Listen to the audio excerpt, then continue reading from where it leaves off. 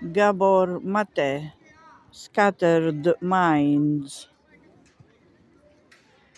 In the attunement interaction, not only does the mother follow the child, but she also permits the child to temporarily interrupt contact.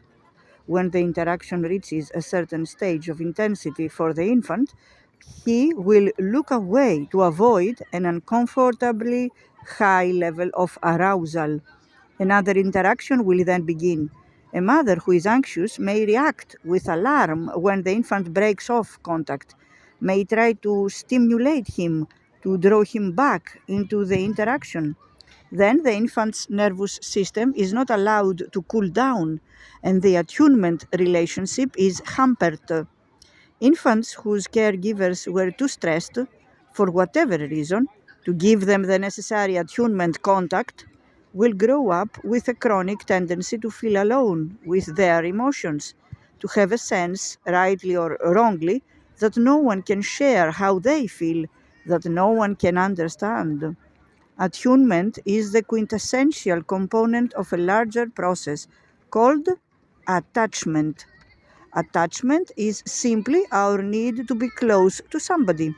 It represents the absolute need of the utterly and helplessly vulnerable human infant for secure closeness with at least one nourishing, protective, and constantly available parenting figure. Essential for survival, the drive for attachment is part of the very nature of warm blooded animals in infancy, especially of mammals. In human beings, attachment is a driving force of behavior for longer than in any other animal. For most of us, it is present throughout our lives, although we may transfer our attachment need from one person, our parent, to another, say a spouse or even a child.